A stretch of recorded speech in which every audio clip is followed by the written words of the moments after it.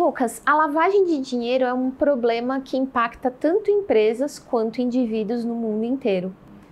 Quais são as peculiaridades do Brasil e por que esse problema teima em passar despercebido por tantas empresas? Bom, a gente brinca que o mercado brasileiro ele é composto de diversas operações que você pode fazer em diversos locais. Então isso já mostra qual que é ali a variedade de operações que o cliente pode fazer na ponta. Um exemplo é, nós temos hoje a lotérica, onde além de fazer jogos e apostas, você também consegue fazer depósitos, saques, operações financeiras, pagamento de boletos. Então, dentre esses diversos canais, obviamente que a gente tem possíveis vulnerabilidades.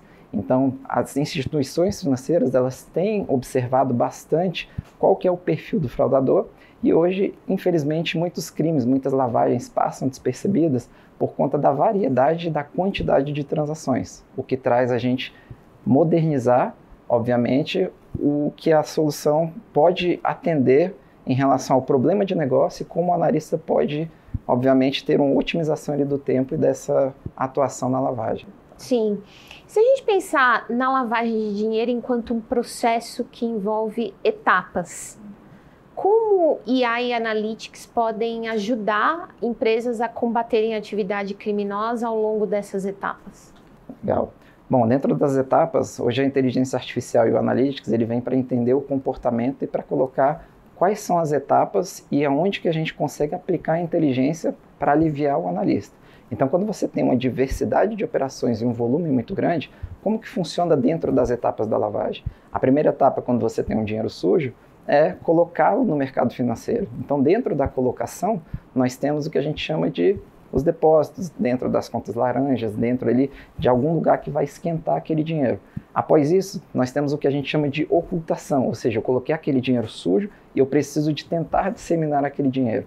A partir desse processo de ocultação, transferindo entre contas, entre paraísos fiscais, você tem o que a gente chama de integração, que após o dinheiro estar limpo, vamos dizer assim, você retorna ele ao mercado comprando bens, comprando imóveis, enfim. E baseado nisso tudo, a gente precisa da inteligência artificial para entender qual que é o comportamento anômalo aquele do cliente, para que a gente alerte as instituições financeiras para conseguir fazer essa investigação. Perfeito. E Lucas, o que mudou desde a Covid-19 nesse espaço de prevenção a fraudes e lavagem de dinheiro? E como as tecnologias nesse espaço têm evoluído para acompanhar essas mudanças? Perfeito. Bom, a Covid-19 veio justamente para fazer a movimentação para o mundo digital, né? Então nós tivemos uma movimentação daquelas pessoas que nunca tinham tido tecnologia ali e elas começam a fazer essa transição para o mercado digital, começam a fazer o que a gente chama de onboard, ou seja, o processo de entrada nas instituições financeiras e, obviamente, junto com isso, nós tivemos vulnerabilidades que, durante o tempo, as instituições precisaram de entender essa movimentação e atuar.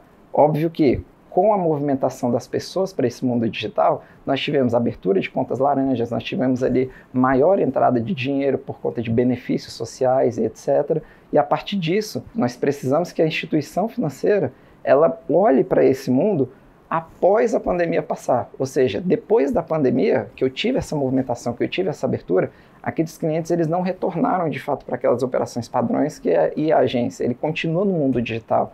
Então isso requer uma atenção especial, porque o fraudador ele também foi para casa, ele também descobriu como é que ele usa esses artifícios para que ele consiga inserir dinheiro no sistema financeiro e a partir disso fazer a lavagem de dinheiro. Então hoje, baseado na tecnologia após a pandemia, nós temos diversas inteligências hoje que dificultam o fraudador de fazer essa operação de lavagem de dinheiro, de abertura de conta, baseada ali no risco de cliente, no risco da operação, e aí a instituição financeira ela consegue tomar ações conhecendo o seu cliente e o histórico, tudo isso embasado ali na inteligência artificial. Ok, as tecnologias estão disponíveis, a gente sabe, mas as organizações, de forma geral, elas estão prontas para responder a esses riscos?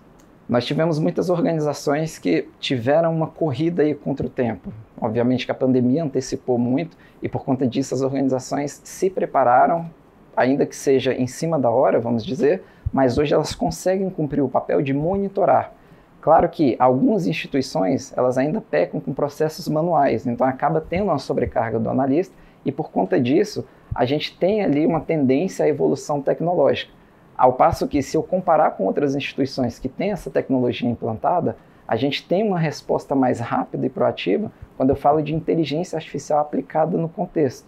Ou seja, se eu tenho um lavador de dinheiro cometendo ali alguma fraude, alguma lavagem de fato, alguma inserção, que a gente chama ali da colocação do dinheiro, a inteligência artificial ela consegue acompanhar esse padrão e consegue alertar para que o analista ele olhe a inteligência de negócio e não somente ficar tratando os alertas ali e sobrecarregando muitas vezes a área operacional.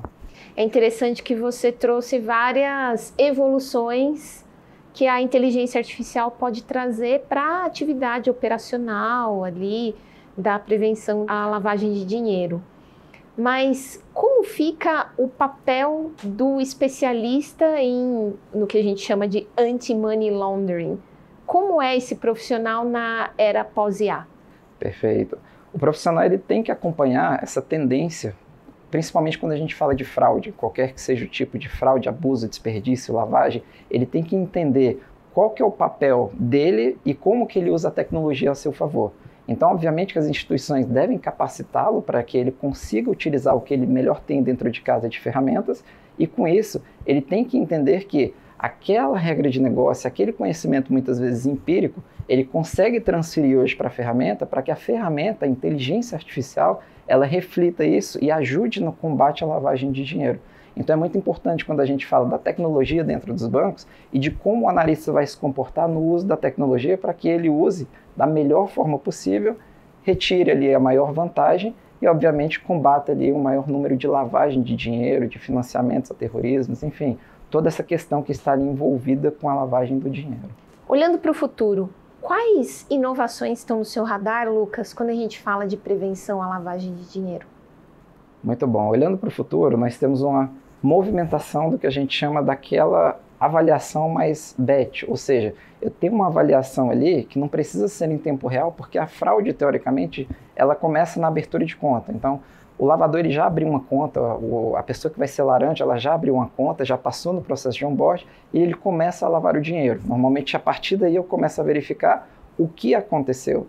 E dentro da tecnologia e dessa abordagem de como a gente consegue evoluir, eu tenho ferramentas que agora vão olhar o processo online. E isso é uma necessidade que as instituições financeiras elas têm. Porque se eu tenho uma guerra hoje, por exemplo, eu tive a guerra da Ucrânia e da Rússia e eu tenho listas de sanções. Essas listas elas não podem esperar para serem refletidas somente amanhã, porque o fraudador ele já sabe, ele vai correr para ele tentar sair com esse dinheiro ali para diversas contas. Por conta disso, a tecnologia está movimentando para um tempo real da análise de lavagem desse dinheiro, de listas de sanções, ou seja, eu verifico ali qual que é de fato a avaliação dentro dessa lista, se aquela pessoa está contida nessa lista, eu obviamente vou bloquear as transações, vou bloquear todo aquele contexto em volta daquele fraudador. Muito interessante. E qual seria o plano de ação que você aconselharia a uma empresa que quer levar a sua estratégia de prevenção à lavagem de dinheiro para o próximo nível? Perfeito. A estratégia é justamente a gente utilizar toda a ferramenta, tudo que a gente pode centralizar para ficar à disposição do analista. Então, quando a gente fala qual que é o próximo nível, é eu tirar aquele esforço operacional que o analista tem, muitas vezes de abrir um extrato, abrir uma operação, abrir um sistema, abrir um perfil do cliente, e tudo isso eu consigo centralizar em uma ferramenta e começar a criar vínculos em relação ao que a gente chama de entidades, ou seja, aquela pessoa que representa a entidade, ela está ligada muitas vezes a uma empresa, essa empresa está ligada a outras pessoas e aquele dinheiro ele está ali passando por esse fluxo. Então, a partir da ferramenta eu consigo mapear isso e eu consigo manter, inclusive, a inteligência apontando para mim qual que é o alerta, qual que é a atuação que eu tenho que fazer e direcionar um analista para qual que é, por exemplo, uma dor ali que ele tenha que atuar de fato mais proativamente, ou então algo que ele tem que atuar mais reativo. A partir disso eu consigo direcionar qual é o papel do analista e como ele utiliza essa tecnologia para as prevenções. Legal. E quais são os principais ganhos que uma organização pode mirar aí no horizonte ao evoluir dessa forma que você acabou de citar? Perfeito. As organizações, elas tendo uma ferramenta que centraliza essa estrutura, primeiramente que a gente tem a questão de auditoria, querendo ou não, o órgão, ele verifica ali, então, por exemplo, o Banco Central, ele direciona quais são ali as regulamentações que a gente precisa de seguir e ele direciona estágios que você precisa de passar.